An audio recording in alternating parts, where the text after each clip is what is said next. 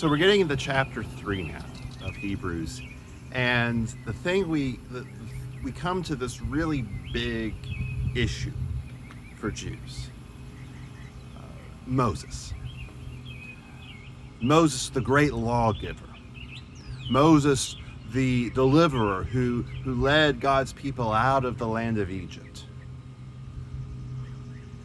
In Deuteronomy chapter 18, one of the things that was said was that there would come a prophet like Moses to whom the people should listen.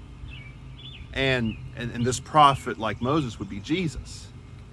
And one of the things about, if we go and look at the Gospel of Matthew, one of the things we see there is where Matthew, as he's writing to a Jewish audience, makes this point and makes this connection for his readers of Jesus being the prophet like Moses. But that was a big thing in terms of Jesus being the Messiah. Now, here in chapter 3, as the writer of Hebrews is persuading Jewish Christians not to turn their back on Christ,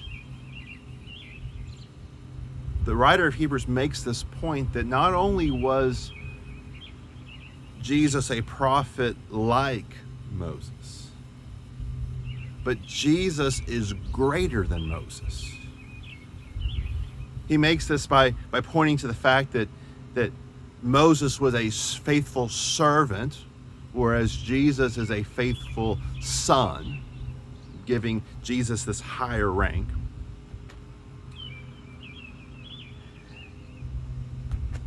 But we also see where Jesus provides this greater rest. Now, the idea of a rest will be developed more in chapter 4. But one of the things that the writer points out here is that there were those who wouldn't listen to Moses. There were those who hardened their hearts.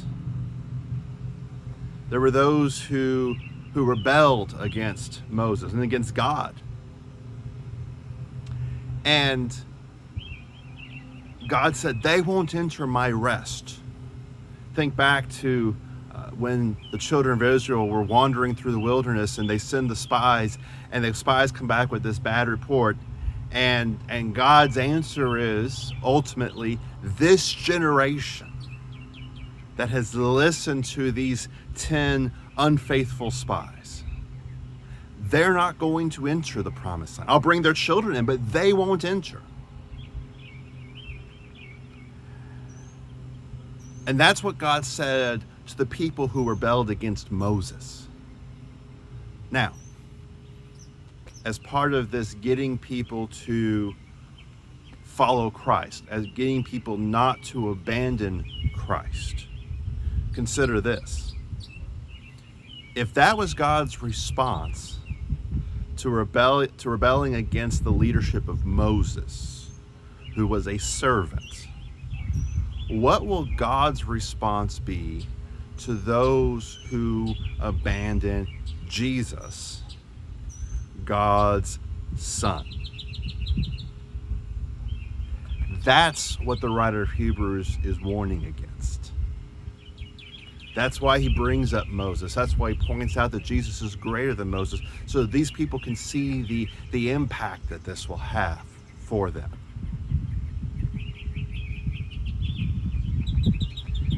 He talks about those people, those in the wilderness, did not enter because of unbelief. They didn't believe that God could bring them through the hardship they faced in the wilderness. They didn't believe that God could deliver them from the Canaanites, the great giants in whose eyes they were grasshoppers, who had these fortified cities. They didn't believe him. And so they didn't enter God's rest. The admonition of chapter 3 here is when we face hardship and it looks like we want to abandon It seems like it would be easier for us just to abandon Jesus. Let the world do its thing. Do the world's thing with the world. What's going to be the impact of that? How's that going to turn out in the long run? What's God going to do with that? It's not going to be pretty. It's not going to end well for us if we choose to abandon Christ because the pressure is too great, or we think the pressure is too great. Persecution is going to come. Hardship is going to come. But if we let that hardship harden our hearts, God will tell us, you won't enter my rest.